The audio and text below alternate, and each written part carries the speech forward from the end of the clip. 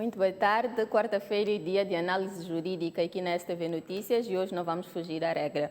No início de fevereiro, mais concretamente na abertura do ano judicial, a Ordem dos Advogados, na pessoa do bastonário, teria dito que a Ordem tem estado preocupada com uma atitude que chamou de redução da transparência de produção legislativa. E um dos exemplos que terá mencionado nessa altura é a aprovação da Lei de Revisão do novo Código de Processo Penal, que alarga prazos de prisão. É sobre este assunto que queremos refletir hoje. Para tal, vamos contar com a participação de juristas, representantes da Ordem, assim também como com a Comissão Nacional dos Direitos Humanos. Passo desde já a agradecer o Dr. Eduardo Madope pela presença. Muito obrigada por estar aqui e esperamos que consiga perceber qual é que é o conteúdo desta petição e o que é que está em causa. Contamos também com o Dr. Ismael Panachande, em representação da Comissão Nacional dos Direitos Humanos, a quem agradecemos pela presença. Antes de qualquer coisa, Dr. Eduardo, começo por si. Na semana passada, mais concretamente na terça-feira, a Ordem dos Advogados submeteu uma petição ao Conselho Constitucional suportada por 2.000 assinaturas, tal como pressupõe a Constituição. O que é que está em causa? Qual é o conteúdo desta petição? Bom, muito boa tarde, Cleide. Boa tarde, telespectadores. Há várias questões que estão levantadas nesta petição. São vários artigos, quer da Lei 18/2020, quer também da Lei 25/2009. Digo, a Lei 18/2020, neste caso, que é a lei que dá a nova redação ao Código de Processo Penal, bem assim a Lei 25/2019, que é a lei que aprova o Código de Processo Penal. Então, ao longo destes minutos, vamos eventualmente levantar alguns deles, sendo que o mais mencionado é naturalmente o 256, que retrata a questão da prisão preventiva, que não é, na verdade, uma pena em tanto que tal, mas é uma medida que se pode usar em sede do processo penal. É basicamente isso. E o que é que tem esta medida que levou-vos já a decidir recorrer e em forma de petição ao Conselho Constitucional?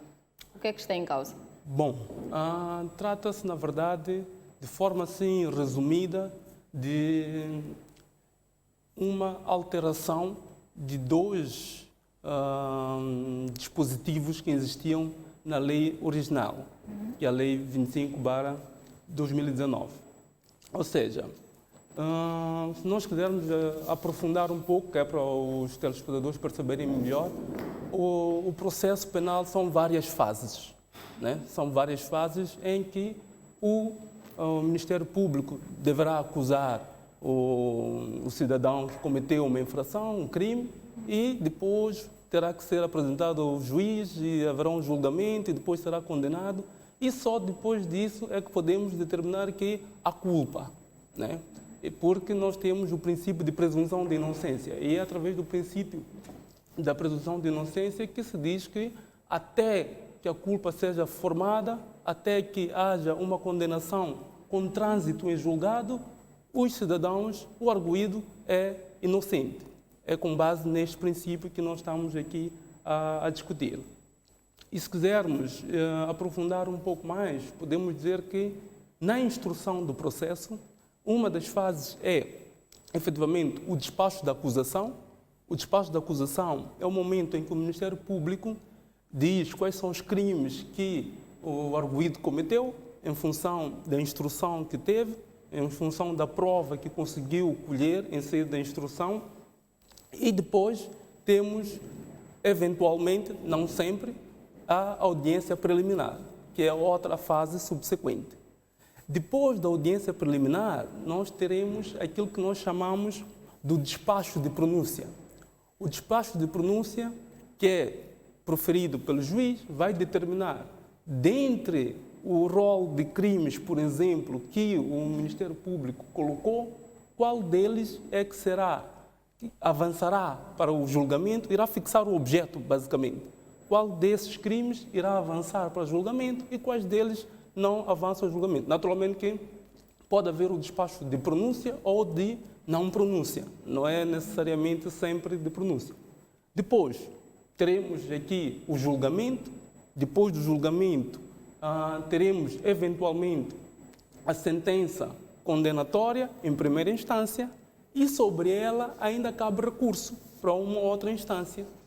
E, enquanto o recurso estiver em curso, não se pode considerar que o arguido é culpado. Por quê? Por causa do princípio da presunção de inocência. Agora, há essa disponibilidade de se recorrer a medidas, né, para que o arguido, eventualmente, não fuja, né, para, por exemplo, o arguido não perturbe a instrução do processo, que é este caminho que nós dissemos, desde o auto de notícia até o julgamento. É importante que o indivíduo esteja disponível para prestar qualquer que seja esclarecimento. É importante que o indivíduo, por exemplo, não perturbe o processo, quer através de destruição de provas, quer, por exemplo, através de perturbação das testemunhas, que também são uma forma de obtenção da prova, e também para que ele não continue com a prática criminosa que nós pretendemos aqui levar a julgamento. Então, por causa disto, é necessário que, às vezes, se coloque aqui algumas medidas, né, algumas medidas de coação. Agora, é importante compreender que estas medidas têm que ser sempre as mais adequadas e proporcionais. E, no vosso entendimento, essas medidas são desproporcionais? Não que elas sejam desproporcionais. O nosso entendimento é que o Código do Processo Penal, este com a redação revista, não fixa o limite da prisão preventiva, o que permite com que, no âmbito das fases, né, só há uma previsão do fim da prisão preventiva até ao despacho de pronúncia. Depois do despacho de pronúncia, não haverá, né, um prazo da prisão preventiva, que só irá ocorrer se o indivíduo, depois de condenado em primeira instância, cumprir metade da pena. Significa que ainda não temos uma sentença condenatória com trânsito em julgado, porque ele ainda pode ter recorrido. Temos uma sentença, mas essa sentença, se for recorrida dentro do prazo de 20 dias para os processos comuns, então significa que o indivíduo ainda pode considerar-se inocente, porque ainda não temos uma sentença com trânsito em julgado. Agora, enquanto não temos uma sentença com trânsito em julgado, o indivíduo não pode continuar preso, né? Preso preventivamente. E esta redação permite com que o indivíduo cumpra até metade da pena que for decidida na primeira instância, por sentença na primeira instância. O que nós estamos a dizer, por exemplo, estamos a dizer que se nós temos um crime de homicídio, né, que é previsto e punido nos termos do artigo 159 do Código Penal, em penas que variam de 16 a 20 anos. Se houver uma sentença condenatória, o indivíduo pode cumprir até 10 anos em prisão preventiva, o que não é adequado. Há esta previsão, mas 10 anos de prisão preventiva é quase o cumprimento do total da pena. Porque nós não podemos olhar para a prisão preventiva como uma pré-pena. Porque se o indivíduo se há um princípio de presunção de inocência, então ele não pode começar a cumprir uma pena antes de termos a culpa totalmente formada e termos uma sentença com trânsito em julgado. Exato. Além dos convidados que temos aqui no estúdio virtualmente, contamos também com o Dr. Roberto Aleluia, que é jurista, e quero a partir deste momento convidar a juntar-se a nós.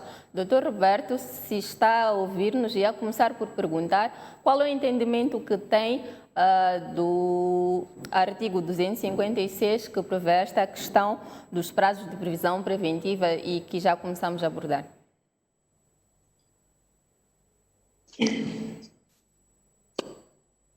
Obrigado, Marinela. Obrigado, está-me a ouvir? Sim, consigo ouvir. Sim. Obrigado, Marinela, e boa tarde aos colegas. Aqui temos a hora de compartilhar sobre esse belo tema. Sim, o entendimento que tenho na qualidade de especialista em direito constitucional do artigo 256 do Código de Processo Penal, introduzido pela revisão pontual, na verdade, este diploma não contradiz a Constituição. Não contradiz na que medida? Vamos já ver, o artigo 256 já impõe certos prazos, que são dos prazos, como o colega Madop avançou, que é o prazo da acusação e o prazo da pronúncia. Então, temos que fazer uma interpretação com base no artigo 64 da Constituição da República. O que diz o artigo 64 da Constituição da República? Infelizmente, perdemos o Dr. Roberto Aleluia, mas também através das plataformas digitais. Contamos com a doutora Tina Lorizo, que é da Organização Reformar e também jurista. Temos indicação de que conseguimos recuperar a ligação com o Dr. Roberto. Sim, Dr. Roberto, pode prosseguir? Sim, como dizia, o artigo 256 não parece não contradizer a Constituição da República. Na que medida? Vamos já ver o artigo 64, que é a base da prisão preventiva. O artigo 64 diz que os prazos de prisão preventiva devem ser impostos por lei. E o legislador constitucional, ao consagrar esta situação, quis deu ao poder legislativo poder incluir certos prazos. E os prazos, aquela norma tem a sua base no 64. Assim quero dizer, todos nós devemos saber que a Constituição da República é a fonte de produção das normas jurídicas. Todas as normas devem ter respectiva base constitucional. Não vamos falar do princípio de presunção de inocência para justificar aquela situação, porque parece que a visão dos 2.000 cidadãos, que não é a ordem dos advogados, porque o bastonário da ordem dos advogados é a representação de 2.000 cidadãos, que podem ser advogados ou não, naquela situação estão a justificar por causa da prisão preventiva, da presunção de inocência e questão de definição da pena, que é o artigo 61. Mas, na verdade, a questão da indefinição da pena não tem nada a ver, porque estamos a ver ali a questão dos prazos. Temos o primeiro prazo da detenção à acusação, tem um prazo de 4 meses. Da acusação até o despacho de pronúncia, havendo uma audiência preliminar, o arguido deve estar em prisão preventivamente num prazo de 4 meses. Então, esses prazos estão lá foram impostos e todas as regras do Estado de Direito Democrático, como o princípio da proibição do excesso, que é o princípio basilar do Estado de Direito Democrático, foi respeitado. Na verdade, quanto à constitucionalidade, não deveria ser o debate deste assunto. Eu, na minha humilde opinião como jurista e estudante em direito constitucional, mas deveríamos, talvez, poderia-se discutir uma outra situação que não de cariz constitucional, que neste momento não faz sentido, que é a questão de se a norma de facto é justa ou não. Mas constitucional ela é. Outros aspectos que foram levantados, no caso concreto, no caso das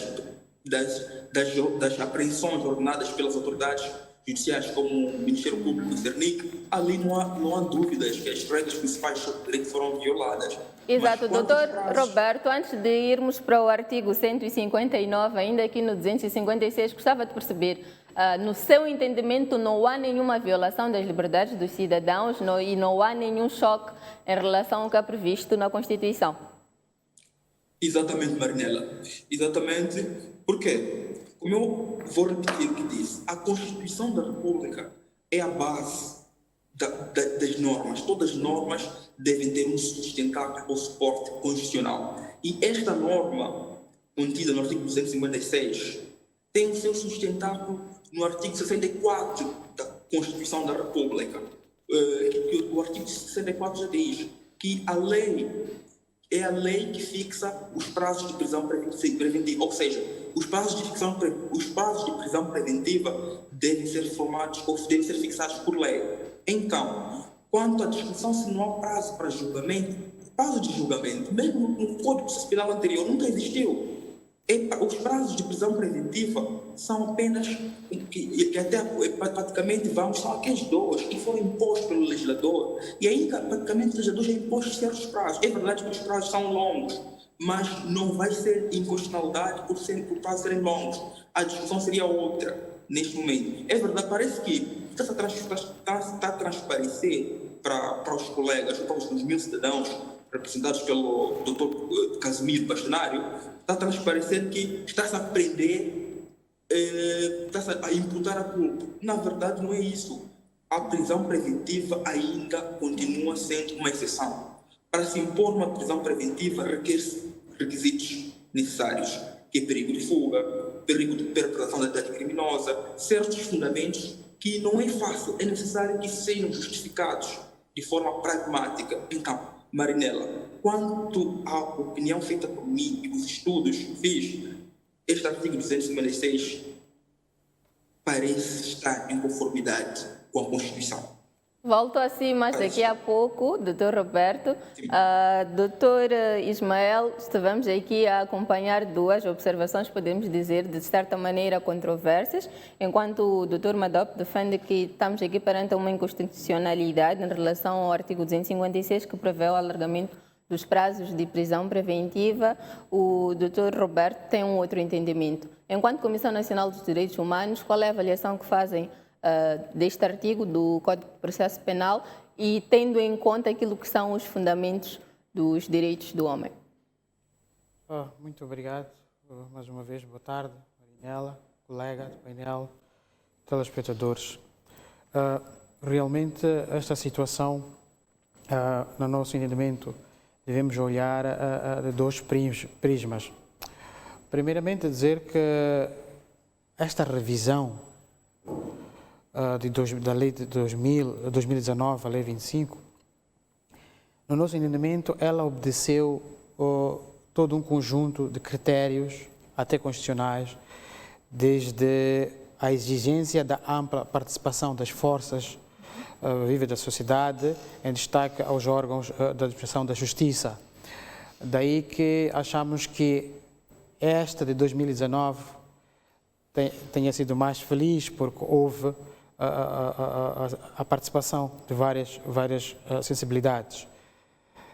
Somos pegos de surpresa nesta revisão pontual de 2000, em que especificamente cinge-se neste artigo que os colegas fizeram menção, que é o 256, a questão dos prazos da prisão preventiva. Realmente este assunto de prazos, quando fala-se de prisão preventiva, mexe aquilo que é o nosso cerne como direitos fundamentais. Nós ficamos preocupados porque nós estamos num sistema em que existe todo um processo, um sistema inquisitório em que todo cidadão goza da tal presunção de inocência até provado condenação. Então, se de forma geral nós temos dois prazos, mas o processo ele só não se cinge em dois prazos, qual será o tempo dos outros prazos? Ficará em aberto. Então, nós estamos também preocupados com esta situação. Entendemos que, de alguma forma, vamos socorrer a expressão, houve algum secretismo para esta revisão pontual, porque o próprio Código, todos nós fizemos parte e foi aprovado de consenso e tudo mais. Então, daí que nós achamos que realmente estas medidas, de alguma forma, não vão respeitar aquilo que são os direitos fundamentais do cidadão, que é o maior valor. E quais são os direitos, concretamente, que estão em causa? Vou mais. Antes de ir diretamente à sua resposta, vou dizer. Nós até acreditamos que a intenção do legislador tenha sido boa.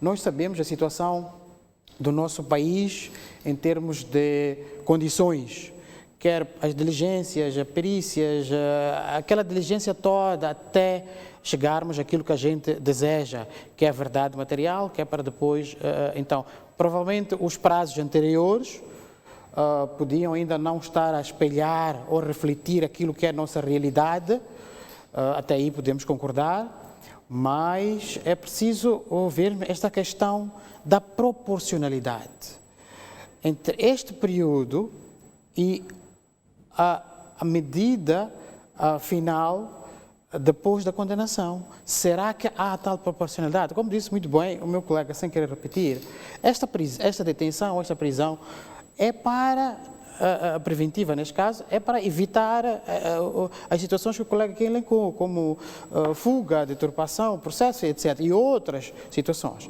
Será que estas medidas deixarem aberto, no nosso entendimento, deixarem abertas as outras fases?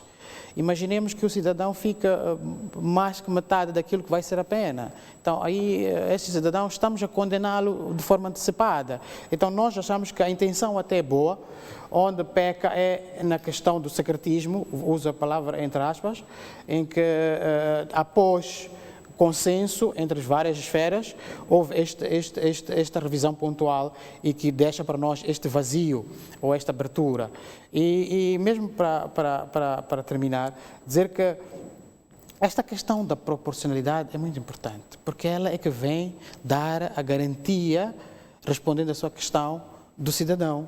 Porque enquanto eu souber que eu, nesta fase da instrução, tenho este período, nesta segunda fase tenho este período, até a última fase, chegado este período total, o indivíduo deve ser absolvido.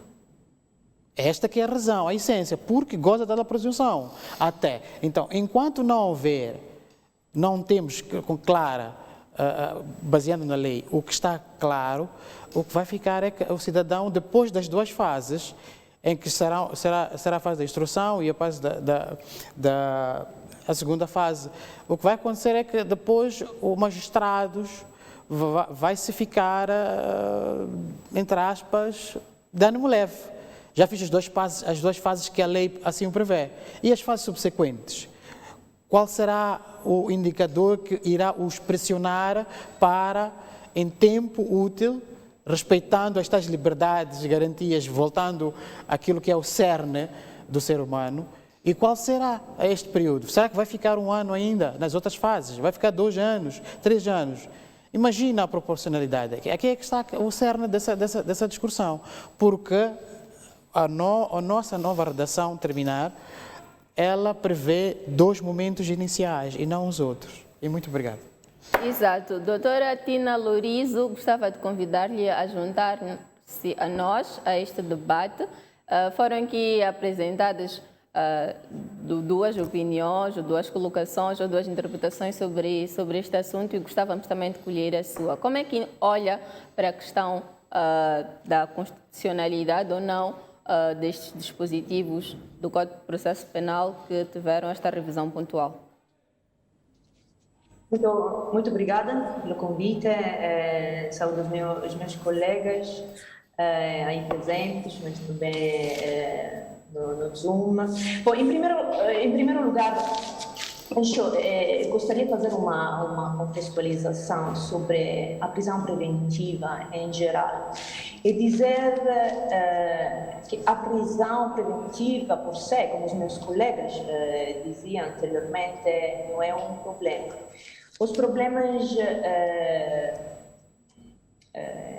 começam a aparecer ligados à duração da prisão preventiva, em primeiro lugar, e às condições em que os preventivos depois encontram-se nos estabelecimentos penitenciários. As pesquisas demonstraram há uns anos que preventivos, não só em Moçambique, mas no mundo, são muitas vezes tratados de uma forma mais deplorável que os condenados, que já então receberam uma sentença e já sabem qual é a sentença que devem cumprir.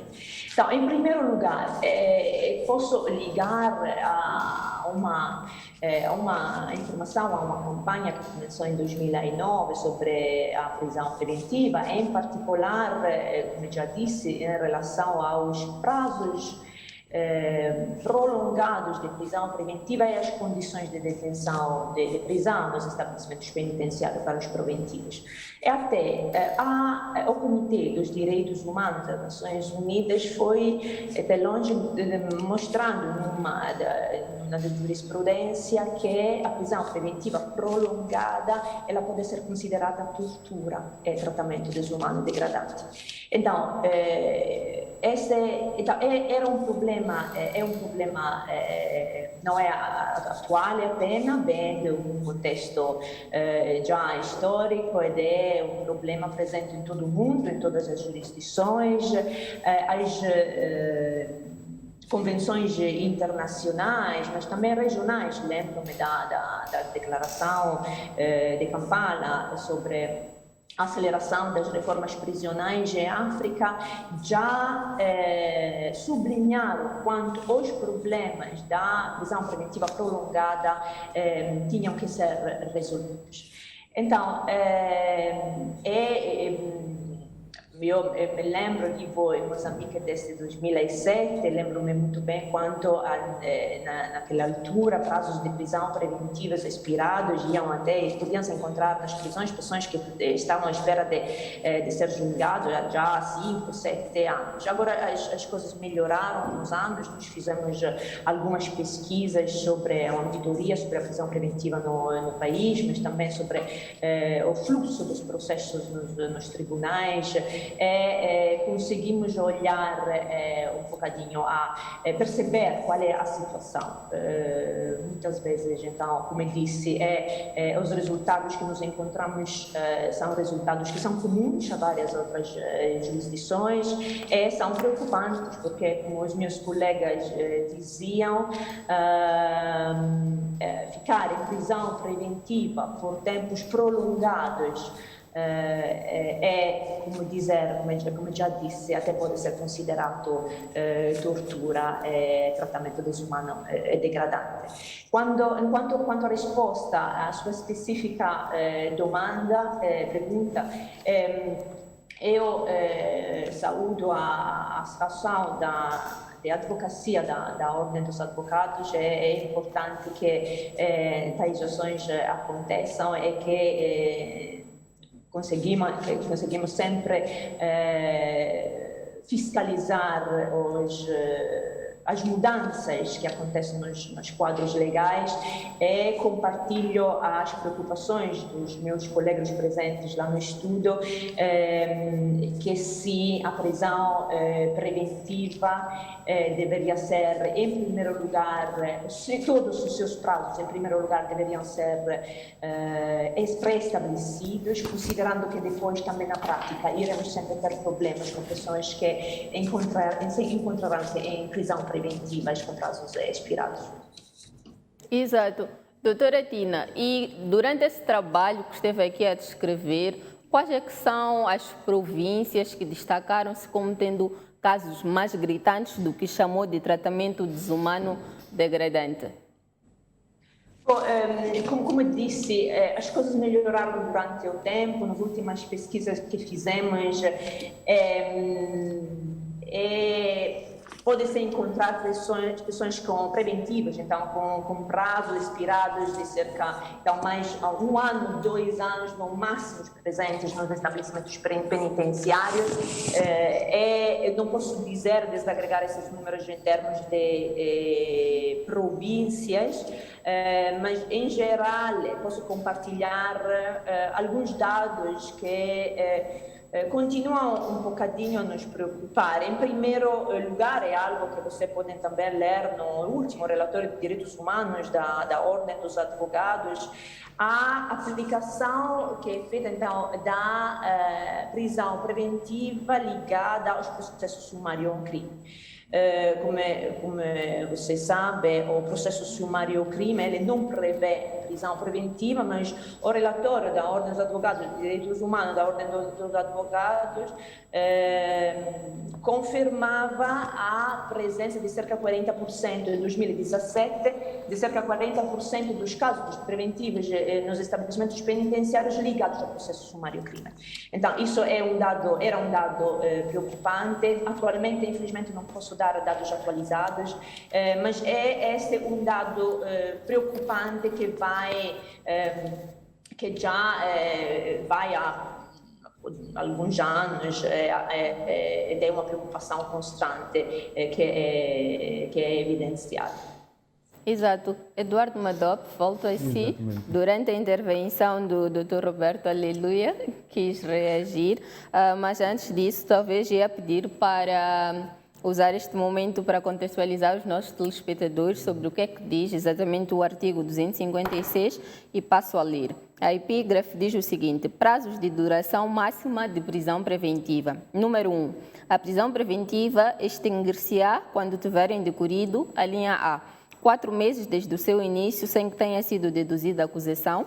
A linha B, 4 meses depois da notificação da acusação, sem que, havendo lugar à audiência preliminar, tenha sido proferido despacho de pronúncia. Número 2. Os prazos referidos no número 1 poderão ser elevados, respectivamente, até 6, 10, 18 e 24 meses, em caso de terrorismo, criminalidade violenta ou altamente organizada, ou quando se proceder por crime punível com pena de prisão de máximo superior a 8 anos. Qual é o entendimento que devemos ter deste artigo, tendo em conta que até mesmo aqui no programa estamos a encontrar dois prismas de análise? Muito obrigado. Cleide, a questão que se coloca é uma questão muito simples. Dito de outra forma, a questão é: quanto tempo poderá o arguido em prisão preventiva aguardar pelo despacho de pronúncia? Já houve a acusação do Ministério Público, o Ministério Público disse que está a ser acusado dos crimes X, Y, Z. Depois disso, quanto tempo mais o arguido pode continuar à espera na nova redação?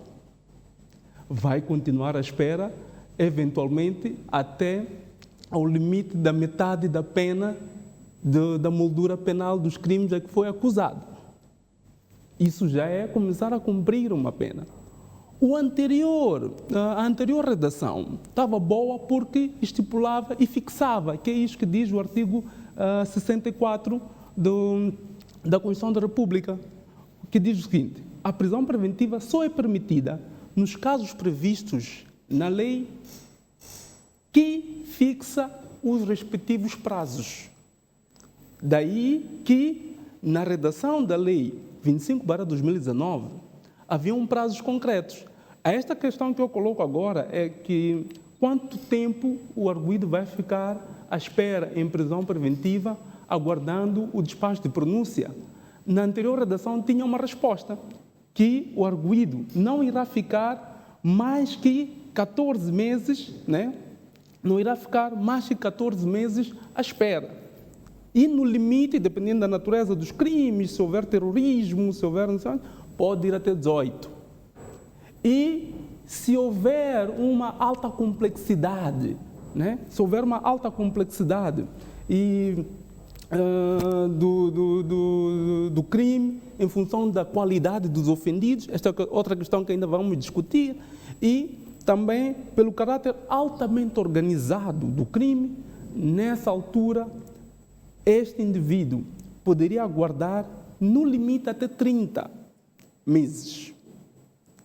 E, mais ainda, iria colocar outra questão, que é: quanto tempo o arguido em prisão preventiva irá aguardar até que haja julgamento?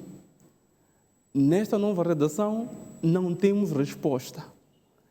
Eventualmente, até a metade da pena, uma vez que já foi acusado, eventualmente já houve a audiência preliminar, então vai aguardar o julgamento indefinitivamente, ou eventualmente até a metade da pena, que nós dissemos, se for um crime de homicídio, por exemplo, que tem uma moldura penal de 16 a 20, então irá aguardar até 10 anos.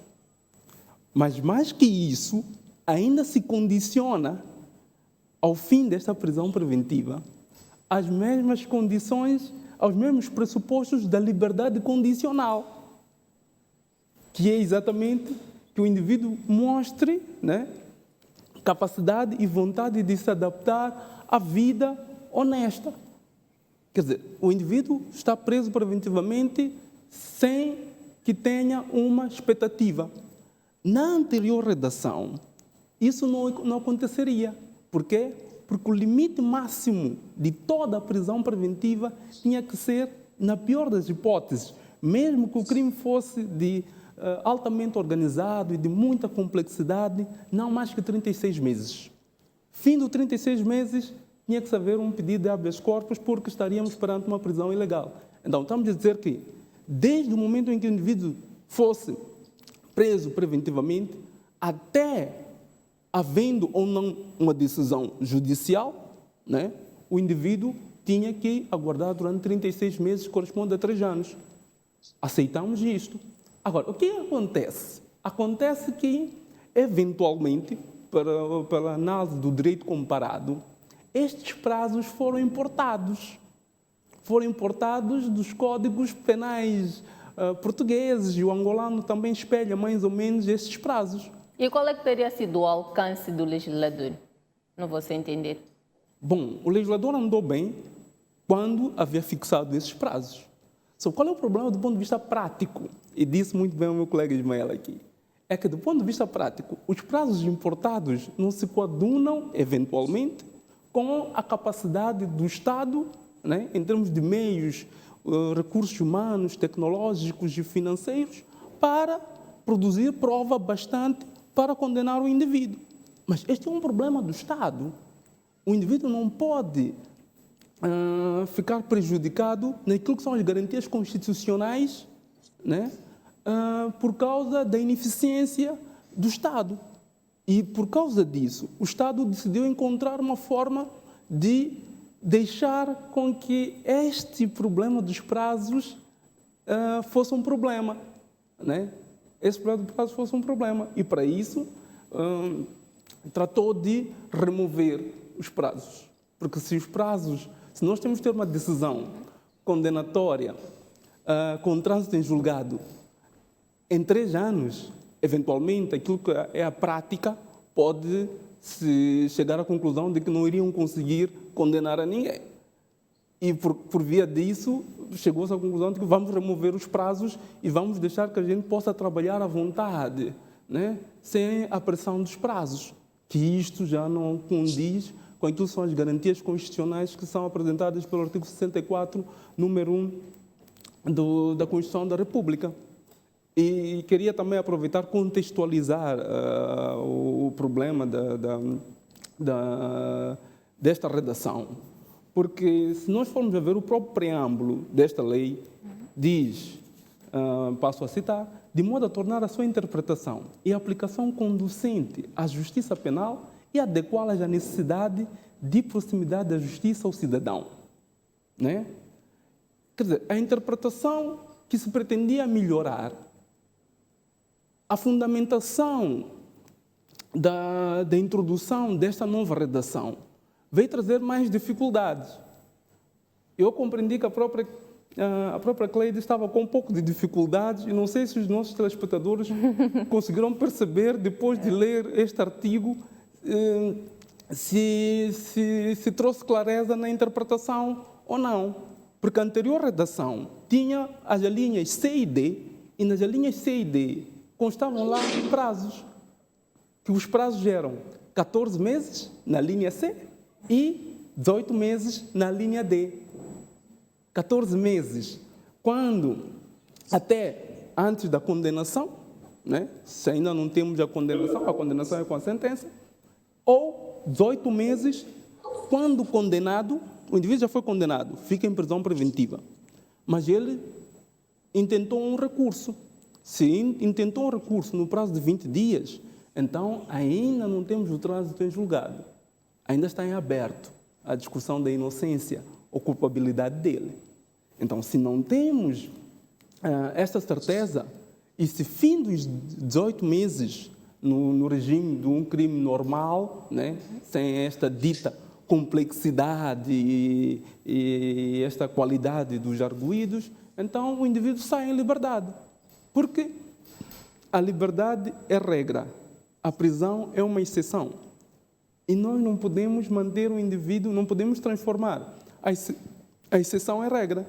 Disse muito bem o nosso colega Roberto que existem requisitos, mas mesmo estando preenchidos os requisitos, não se pode fazer um recurso abusivo a esta medida. Até porque, como disse anteriormente, esta medida é uma medida do limite, né? Porque existem outras 6 medidas antes de se tomar essa medida da prisão preventiva, né? Que é o termo de identidade de residência, por exemplo, a caução, né? A obrigação de apresentação periódica, por exemplo, tem que apresentar-se na esquadra próxima todas as segundas-feiras às 8 horas, é um dos exemplos, ou a prisão domiciliar também é uma forma, até a prisão preventiva, que é esta como último recurso. Então, temos que ponderar, temos que verificar a questão da proporcionalidade. Mas, mais que isso, quando nós olhamos do ponto de vista, e foi muito bem aqui abordado, a questão com a doutora Tina e também pelo colega Ismael, que é a questão da entrada em vigor. O anterior código, esse de 1931, é um código que vigorou durante 88 anos. 88 anos é muito tempo. E o código de 2019 foi bastante participativo, como disse mais uma vez aqui o nosso colega, e todas as forças da sociedade estiveram a participar. Já nesta revisão pontual, fomos surpreendidos, né? Fomos surpreendidos e houve essa revisão pontual sem que a Ordem tivesse oportunidade para se pronunciar. Porque teríamos evitado, porque não é a intenção da Ordem andar em ações de inconstitucionalidade. Poderíamos ter evitado todo este cenário se tivesse havido aquilo que é uma ampla participação na produção legislativa. Exato. Doutor Eduardo, vou querer que elabore um pouco mais em relação a este processo de criação de leis, tal como já tinha dito na nossa contextualização, foi um dos pontos abordados na abertura do ano judicial. Volto a si, Roberto Aleluia. Durante a sua intervenção, o doutor Eduardo Madop teria deixado algumas questões, sendo uma delas, como é que fica a pessoa que está detida em prisão preventiva enquanto aguarda o despacho de pronúncia e até quando é que ele tem que ficar detido para que chegue o julgamento? Podemos ter algumas dessas respostas, tendo em conta que, no seu entendimento, nós estamos aqui diante de nenhum choque entre este dispositivo e a Constituição? Então, mais uma vez, Maranela, importa referir que Perdemos Roberto Aleluia. Sim? Da dinâmica. A prisão preventiva é uma medida dinâmica, é uma medida que se altera a qualquer momento. Mas, quando a questão de como é que fica um detido depois da pronúncia para o julgamento, Roberto Aleluia, consegue ouvir-nos? não possui prazos, não conter prazos para... Sim, consigo ver? Consigo ver? Sim, pode prosseguir. A questão da pronúncia não possui prazos. Sim. Nessa situação, nós não podemos avançar que haja alguma violação de prisão preventiva. Por quê? A fixação de prazos decorre da Constituição da República. A fixação de prazos decorre da Constituição da República.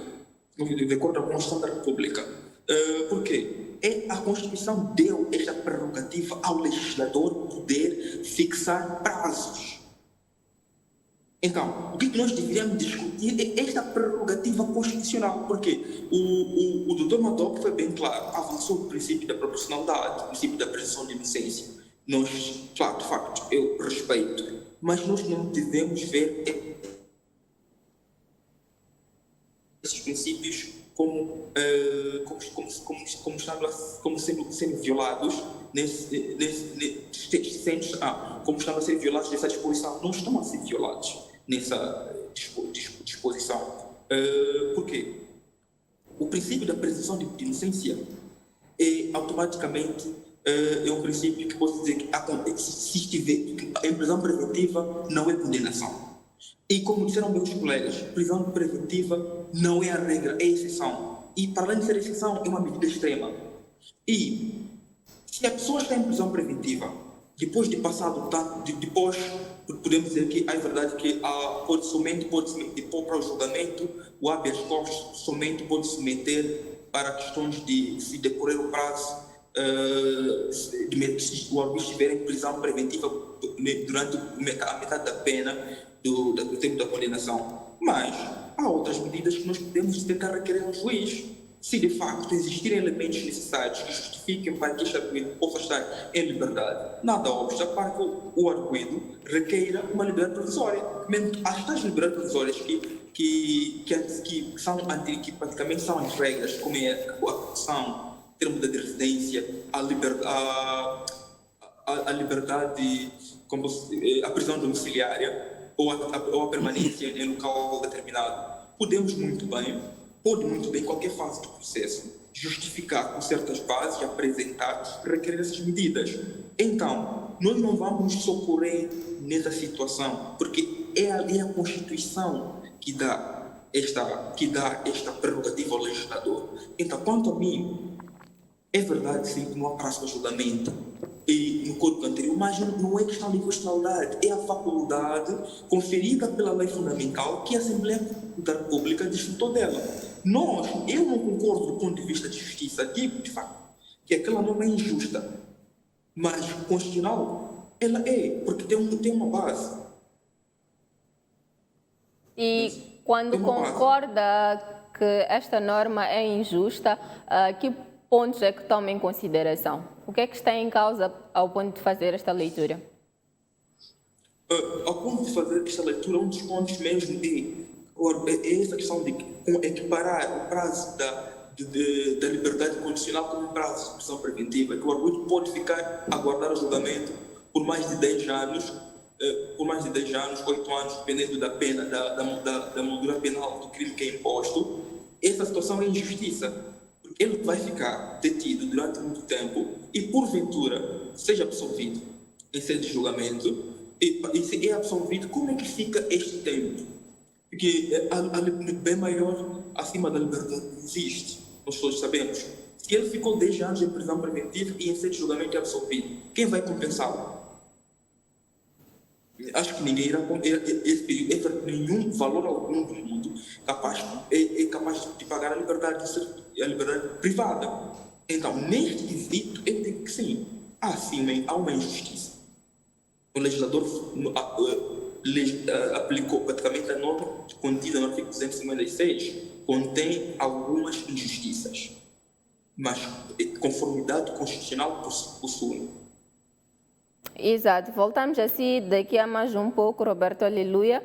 Doutor Ismael, a Comissão Nacional dos Direitos Humanos, durante o seu trabalho, tem feito algumas visitas de monitoria, inspeção, podemos assim considerar, a estabelecimentos penitenciários. Deste trabalho que é feito, que dados é que é possível partilhar conosco em relação ao ponto de situação da questão das prisões preventivas e cumprimento dos seus prazos?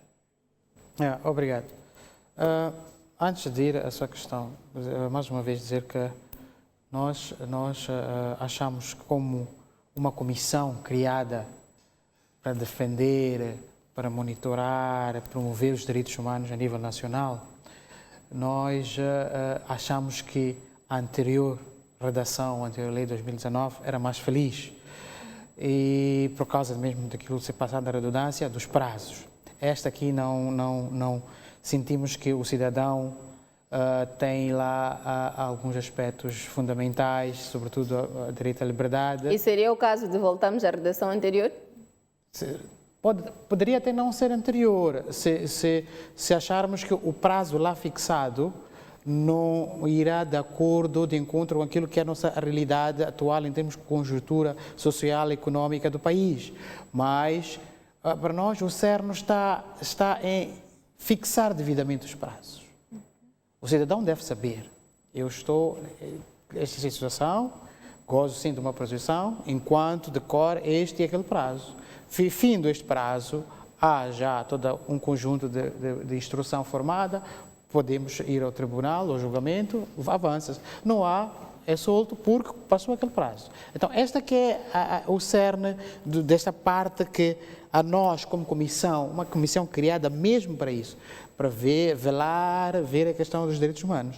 E indo um pouco, fazendo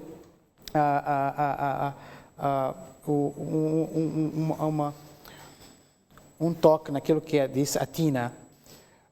E esta questão dos prazos, é preciso ter em atenção a questão da proporcionalidade. Não é só abrir, porque qual é a finalidade do prazo? É aquelas, garantir que não haja fuga, etc, etc.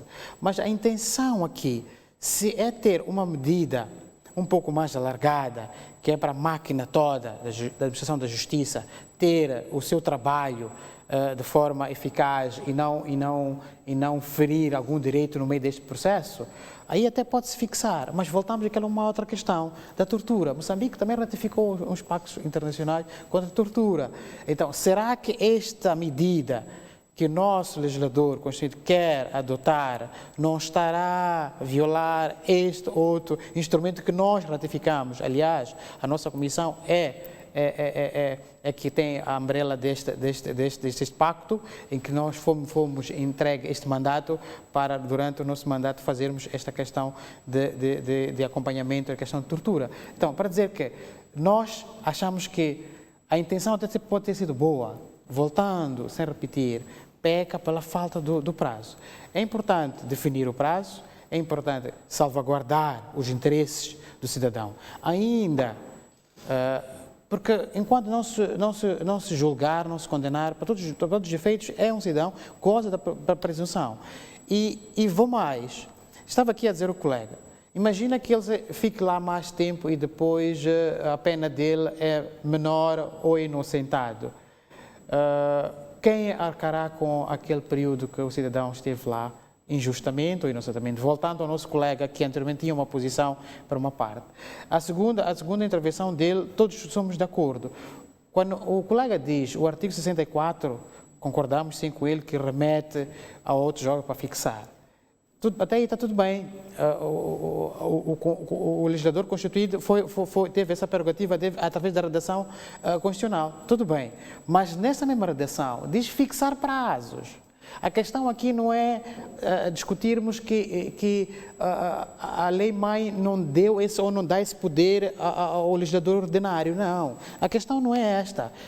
A lei-mãe dá-lhe a prerrogativa, como está tudo bem. A questão é que na mesma redação ela vem fixar prazos. E é aí onde não está completo o nosso entendimento. E voltando àquela nossa questão, direitos humanos. Então, no nosso entendimento, é este o cerne. Indo um pouco a questão, nós andamos pelo país, sim, temos feito monitoria a nível nacional, pelas penitenciárias, e de forma geral, não tenho aqui dados concretos, há sim, mais uma vez voltando àquela questão de situação prisional do país, de situações precárias, situações de reclusos fora do prazo, e nós achamos, por isso que na minha fase introdutória eu fiz menção, que a intenção aqui até pode ter sido boa do nosso legislador, alargar um pouco mais, para termos mais manobra a trabalharmos, porque para quem está no terreno dia a dia, já na máquina administrativa da justiça, encara várias dificuldades dia após dia, até a descoberta, até as diligências, etc, etc. Então, se a intenção é esta, nós comungamos da mesma ideia. Não há problema. O problema aqui é fixar os prazos, respeitar a questão da proporcionalidade e havemos de chegar a um meio termo. Aliás, na lei anterior não houve esse debate, porque lá tinham os prazos fixados. Acho que o legislador quis rever, viu que, obviamente, que o que nós fizemos no exercício anterior ainda não satisfaz aquilo que é a nossa intenção de dar mais manobra à máquina administrativa da justiça, melhor dizendo, então daí quis fazê-lo novamente, só que pecou nesta questão. É aí onde está o cerne. Obrigado. Exato. Doutor Madó, para além do artigo 256, que outros dispositivos do Código de Processo Penal é que estão em causa e que são levantados na petição submetida no Conselho Constitucional? Muito bem. Queria talvez esgotar um pouco mais o 256, porque, como eu dizia anteriormente, temos o número 2 e o número 3, onde aborda aqui questão de criminalidade violenta, né? Ou altamente organizada. Sim, crime altamente organizado. Exatamente. Agora, essa questão é uma questão que não se percebe quem é que determina isso, né? Porque traz aqui como temos que fixar os prazos, mas nós estamos a ver um alargamento deste mesmo prazo, né? Estamos a ver um alargamento deste mesmo prazo de 4 para 8 meses, por exemplo, estamos a falar do dobro do prazo inicialmente previsto, condicionado a um elemento, podemos dizer, quase que subjetivo, né? Porque não temos no Código Penal, que é onde estão previstos os tipos legais de crime, não temos no Código Penal esta previsão de quais são os crimes que são os altamente organizados, ou os crimes, qual é a criminalidade violenta. Né? E também quais são os crimes com excepcional complexidade e que qualidade de ofendidos, né? Que qualidade de ofendidos é essa que se pretende? Quer dos ofendidos, quer dos arguidos. Então, é uma questão subjetiva. Quando eu começo a cumprir esta pena, ou esta medida, né? Que não é uma pena, quando eu começo a cumprir esta medida, eu ainda nem sei se esse crime é altamente organizado ou não. Irei descobrir a meio do processo. Significa que quando eu ainda estou no 4º mês, quando eu estou prestes a celebrar o fim da prisão preventiva, antes, naturalmente, do despacho da acusação, o Ministério Público ainda não me acusou, venho a saber que não, senhor, calma, relaxa, porque o crime que cometeu é um crime altamente organizado. Neste mesmo número destaca-se a questão do terrorismo. Olhando para a situação de Cabo Delgado, o contexto em que estamos, não terá sido este o pressuposto usado, tendo em conta que os crimes ligados em relação ao terrorismo ainda são difíceis de decifrar e presume-se que estão pessoas altamente organizadas, tal como se diz aqui neste número. Não teria sido esta questão do terrorismo que terá levado o legislador a fazer esta redação? Eu não condeno a redação em si, mas é a falta de previsibilidade, porque tem que haver uma garantia, porque a garantia está na previsibilidade das coisas. Quando eu consigo prever que este crime que eu cometi realmente está previsto e punido no Código Penal, né, como altamente organizado. Ou a natureza do ofendido, ou a natureza do arguido. Também tem que estar claro que arguidos com esta e esta natureza, então têm uma condição diferente de um outro arguido que não tem esta condição. Então, isto tem que estar previsto. Não pode ficar vulnerável. É daí onde nós falamos que, quando a Constituição, no artigo 64, manda fixar os prazos, é para que eles sejam fixos. Estamos a falar de garantias dos indivíduos no seu todo, né? De garantias dos particulares contra a máquina administrativa do Estado. Quando falamos sobre isso, temos que ter, no mínimo, alguma previsibilidade. Mas, e aí estamos a falar de 12 meses, vai puxando para 8, para 12 meses, e podemos chegar até 36 meses nesse processo. Mas, falando sobre outros artigos, talvez iria também, no âmbito desta Lei 18/2020, mencionar aqui o artigo 159, né? No artigo 159, que talvez iria ler a primeira redação. E o artigo 159 diz: objeto e limite do depoimento. Estamos a falar das testemunhas, né? Que é a prova testemunhal. As pessoas que vão testemunhar em tribunal, né? A anterior redação, a meu ver, estava clara. E ela terminava, né? Ela terminava assim: o número 1. A testemunha é inquirida sobre os fatos de que possua conhecimento direto e que constituam objeto de prova. Ponto. É assim que estava. É perceptível, né? É perceptível. Uma redação que alterou-se completamente nesta Lei 18/2020. Acrescentou-se. E o que é que se acrescenta? Acrescenta-se algo que não estava dentro dessa previsão. Se o preâmbulo manda dizer que é para tornar a interpretação mais fácil, acessível à justiça do cidadão, vamos ver se esta nova redação é uma redação com um melhor entendimento, que continua. bem como do modo de pôr, do modo porque soube e o que depõe, e se disser que soube de vista, será inquirida em que tempo e lugar viu, se estavam aí outras pessoas que também vissem e quais eram. Estamos a dizer aqui que a testemunha vai dizer o que viu. Até aí não há nenhum problema, né? Aí não há nenhum problema. O que a testemunha viu e se estavam outras pessoas que também pudessem ver. Estamos a clarificar. Agora, neste segundo período é onde começamos a não nos compreender. Se disser que soube de ouvido, só esta expressão, se disser que soube de ouvido, nós estamos a inquirir uma testemunha que soube de ouvido. Testemunha que soube de ouvido não pode ser considerada testemunha. Podemos estar aí diante de uma fofoca ou de um boato. Já se diz, Quem conta um ponto aumenta um ponto. Sim, mas também o ouvir dizer não se escreve. Então, estamos aqui a chamar alguém que ouviu dizer que vai produzir prova que pode levar a uma condenação, por ouvir dizer. Será que era esta mesma a intenção de clarificar? Porque na redação anterior, até objeto da prova, ponto, estava muito claro. Agora, este acréscimo aqui não traz aquilo que é a clarificação que se pretendia. Né? Não traz aquilo que é a classificação que se pretendia neste dispositivo. Desculpa. Só mesmo em jeito de acréscimo neste ponto.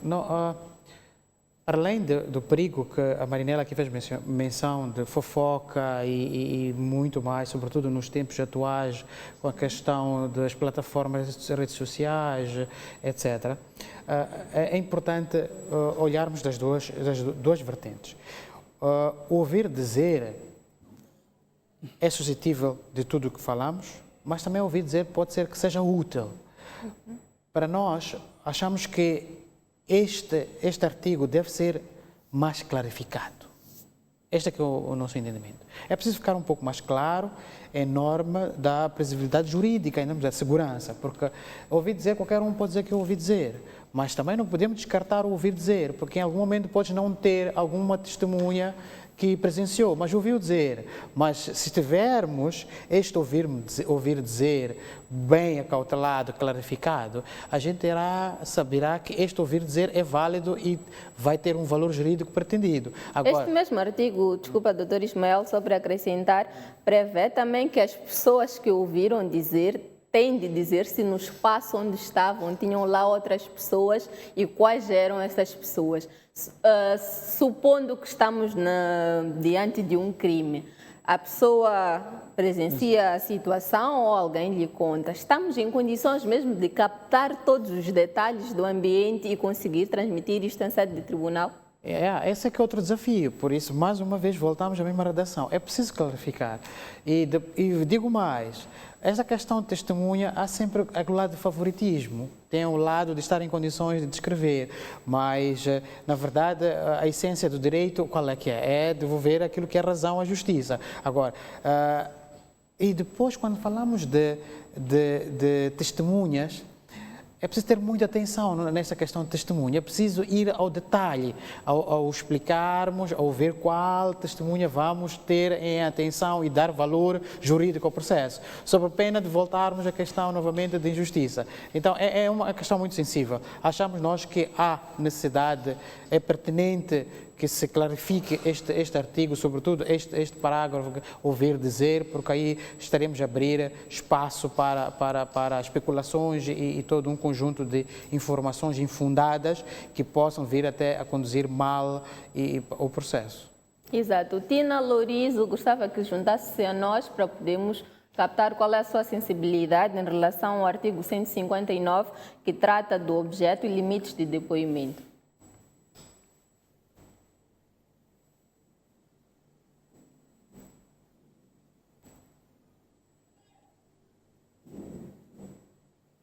Doutora Tina, não sei se consegue nos ouvir.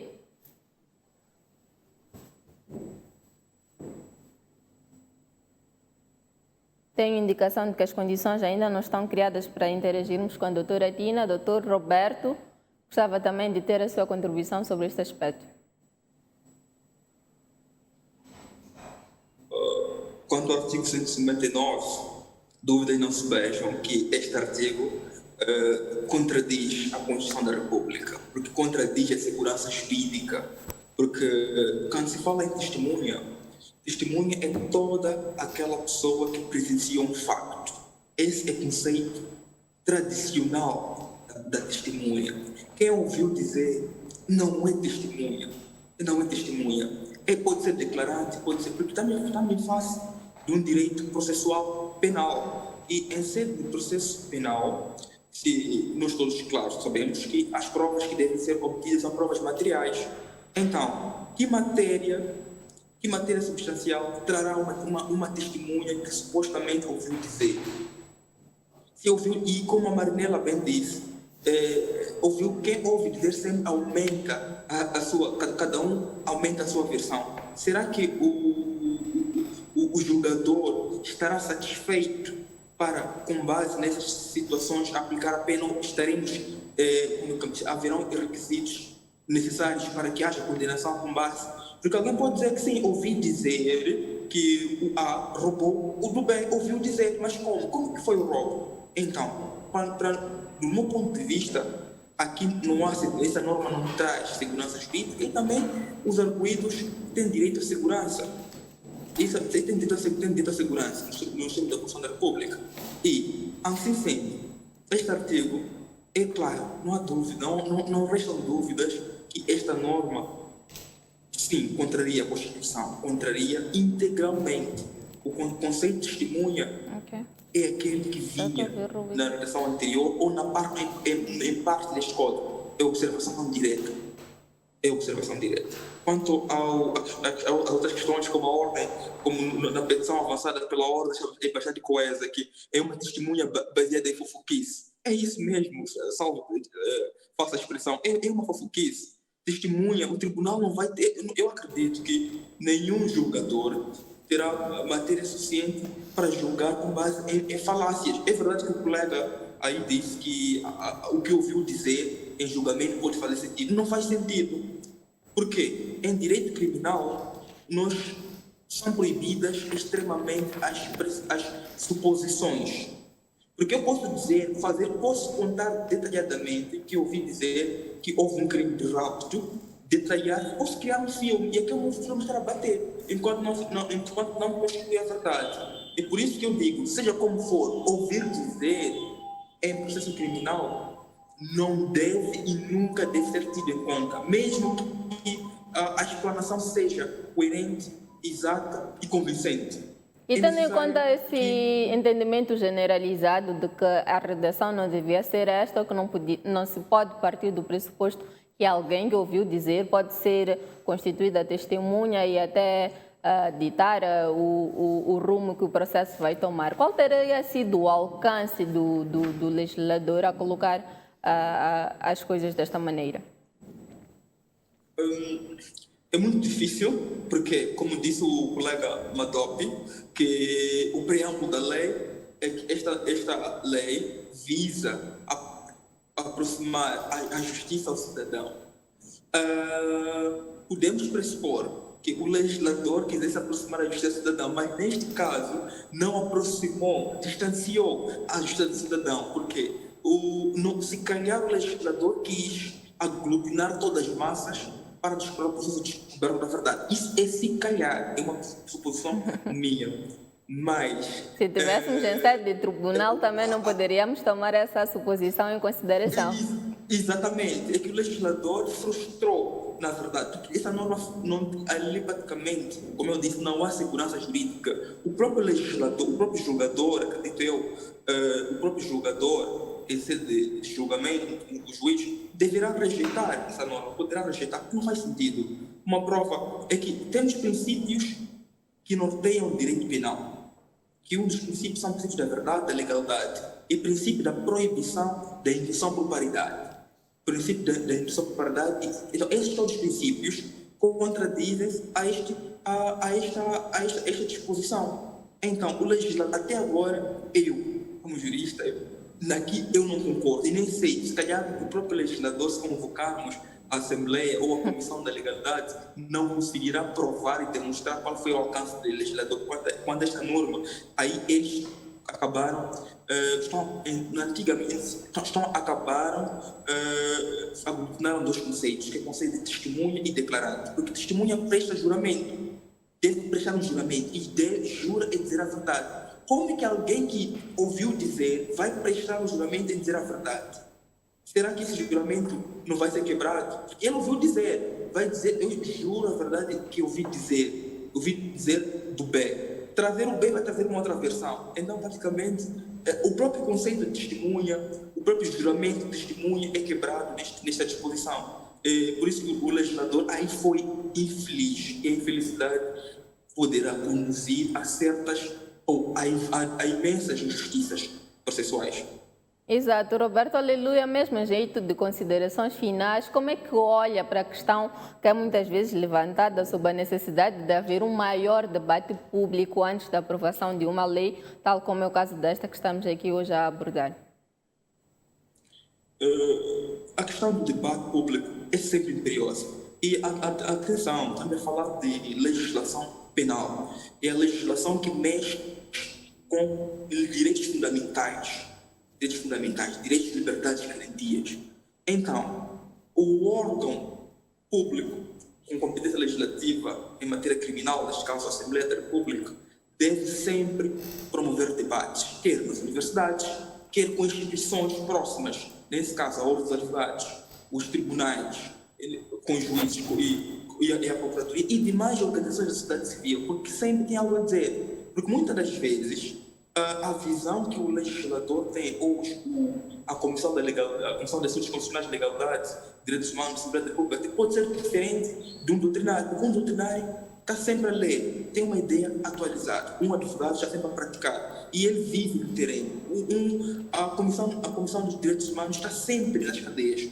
Como disse a colega, a doutora, também. Então nós sabemos a realidade. Eles são que os debates sejam intensificados, porque a legislação penal não deve ser alterada a bel prazer. O legislador tem poder sim legislativo, mas quando se trata de questões que são capazes de lesar direitos fundamentais, deve sempre ouvir outras massas, outras ideias. Então, acredito eu que se criar essa legislação, tendo em conta que essa legislação contém muitas incongruências, o legislador poderá, da próxima vez, poderá unir todas as massas e colher maior sensibilidade. Quer dizer, mas aqui é necessário debate público. É necessário, parece que estamos muito... E não só debate público ao nível da cidade capital. É necessário também que se saia para as províncias, ouvir as realidades. E muitas das vezes, a realidade da cidade capital é diferente da realidade das províncias. É muito diferente, porque não é possível saber qual é a realidade de um distrito como Palma, qual é um distrito como Zumbo. Se até há pouco tempo, na cidade capital, tivemos uma prisão ilegal da injúria ao Presidente da República, e tivemos na cidade capital, onde temos todas as figuras públicas, começando da Procuradora-Geral da República até ao procurador mais baixo, houve uma prisão ilegal. Como será em Zumbo? Como será na Marávia? Como será em Xonguene? Como será em Guijá? Como será em Mabote? Então, é necessário que esse debate seja em todo o país e com todas as forças, porque muitas das vezes as pessoas que trabalham em frente disto não têm domínio do que se vive no terreno. Doutor Roberto, infelizmente o nosso tempo já não dá para mais. Queremos agradecer-lhe pela sua disponibilidade, por ter estado a partilhar aqui conosco o seu entendimento em relação a esta Lei 18/2020. Doutor Ismael, vou para si em jeito de considerações finais. Já teria referido nas suas outras intervenções que quando da primeira revisão sentiram, enquanto Comissão Nacional dos Direitos Humanos, que houve um maior debate, as instituições, as forças vivas todas da sociedade foram ouvidas e que não têm o mesmo entendimento em relação a esta revisão pontual. O que dizer e o que recomendar para que o mesmo não se repita em processos subsequentes? Muito obrigado. Talvez dizer que nós, como Comissão, temos esta prerrogativa de velar pelos direitos humanos, o cidadão, damos-nos felizes por ter uma ordem que esteve atenta.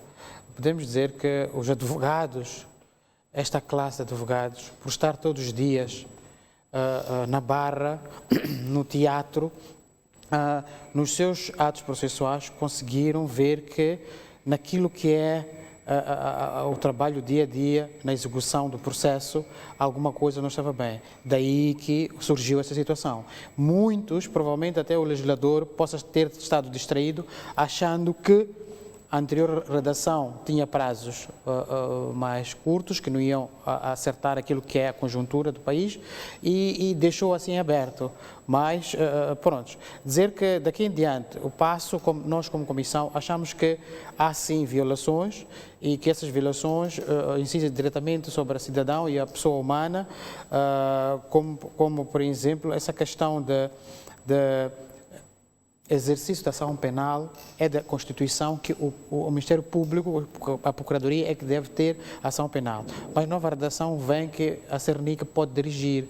Logo, nós já sabemos que também aqui há uma questão constitucional que deve ser revista pontualmente.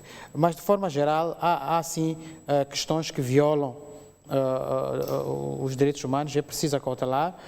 Nós fazemos voto que o Conselho Constitucional solicita à primeira comissão da Assembleia para, em sede própria, pronunciar qual foi o alcance e chegarmos a um entendimento para que esta norma seja aprimorada em defesa do cidadão.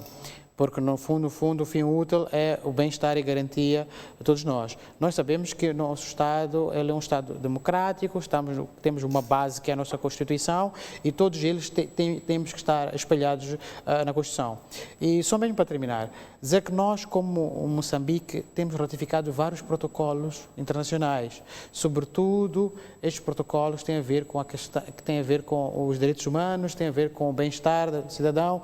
Então, a ordem até nem fez menção aqui, mas nós como uma comissão que estamos a par dessa questão dos direitos humanos, nós podemos elencar um conjunto de vários regimes, por exemplo, que vêm advocar essa questão de prazos delimitados.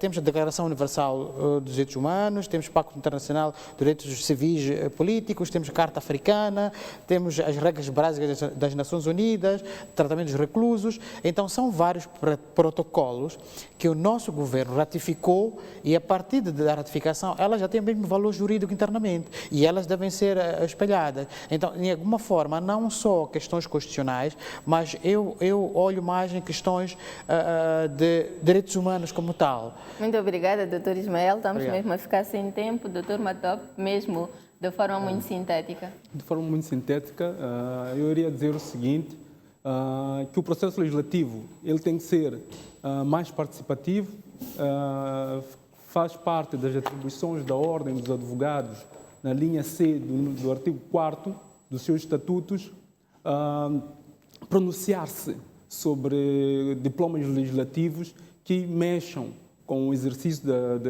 da advocacia e também com a investigação criminal. Mas não só neste fórum, porque, para além disto, a Ordem presta uma assessoria gratuita à Assembleia da República quando os documentos nos são enviados com tempo oportuno.